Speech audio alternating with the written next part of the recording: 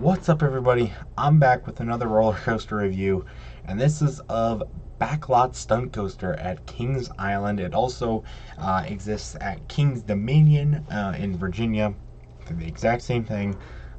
So if I do ever get to go to Kings Dominion and ride Backlot Stunt Coaster there will be no new review for it because it's just the same thing as this one. They were added by Paramount in the 90s, and they used to be called Italian Stunt Job. But when Cedar Fair took over, they didn't have the licensing for that, so they rethemed it to Backlot Stunt Coaster. It's kind of themed like a LA police chase, highway action sort of thing. And even without the Paramount, taking away some of the Paramount stuff, the effects are a lot of there. This is definitely the most effect ride. Had the most effects to it.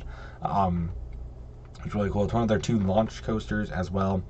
And our first ride there, we kind of just rushed through everything. That was unintentional. We get into line, we go straight there, we get in, strap us in, and we were gone on the launch in like 30 seconds. It was crazy how quickly we were able to get through that.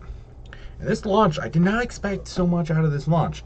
But it was a pretty strong launch. Not as strong as, like, even Wicked Twister. Well, I guess, yeah, I wouldn't even say it was as strong as Wicked Twister. I'd say it was not as strong as Thoughtful Dragster either.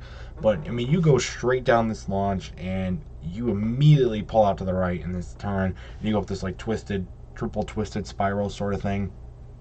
And then you meander, kind of like a little weird meander around. It was a little janky, a little jarring. And then you do a few more twists and turns. You eventually get up to this point, and you stop, and this like helicopter thing, this helicopter like shoots stuff at you. There's like police sirens, cars going off, and there was supposed to be fire, but there was no fire when we were there.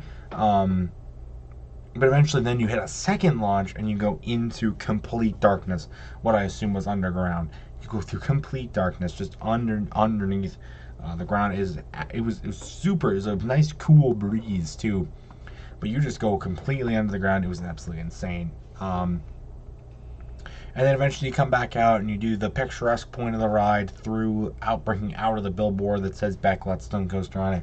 Just break through that. Then you kind of hit this like helix turnaround that gets you back into the brake run.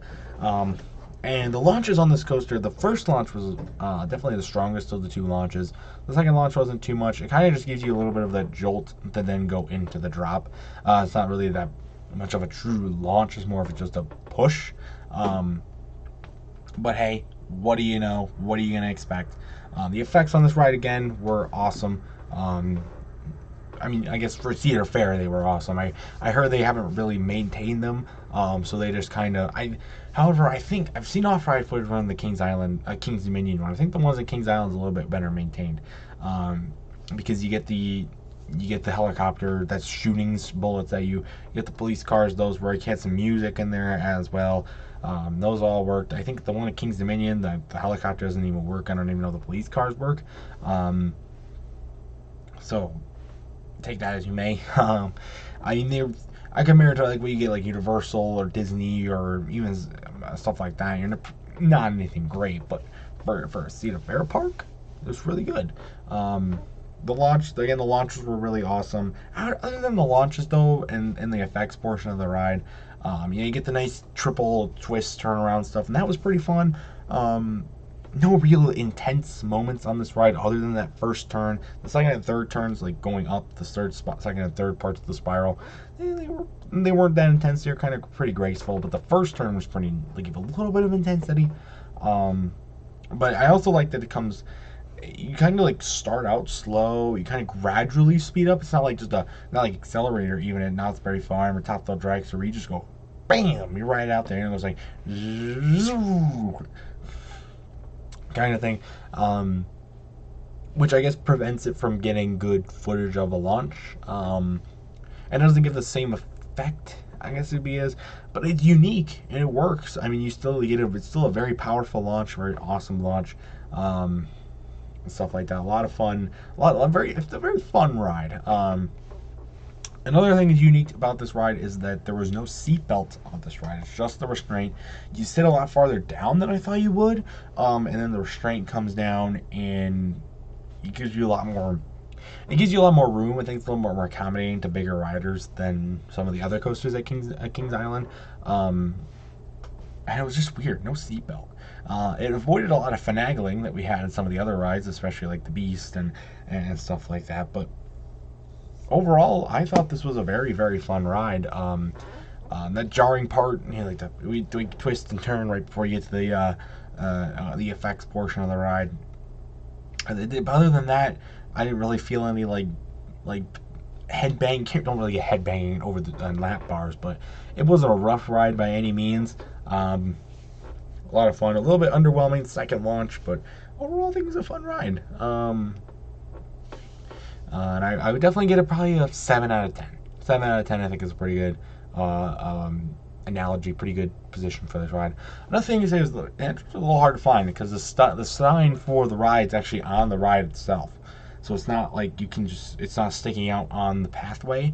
So it was a little hard to find, but we found it, and the rest is history, shall we? So, more about the LA theming as well. They had highway signs on there, like Beverly Hills and stuff like that, that were sitting above the ride. So, definitely one of the more better themed ride experiences at Kings Island. So that was a lot cool.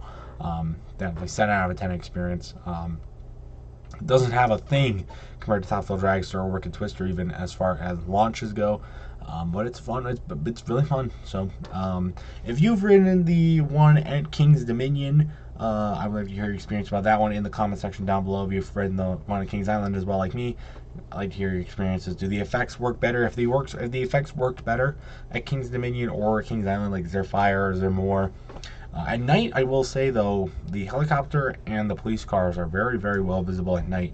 They give a cool glow on them as well, which is really cool. The rest of them don't really give off a lot of light, so it is what it is. But I'll share your experiences about this ride down below. What do you think about the launch? What do you think it compares to other launch roller coasters?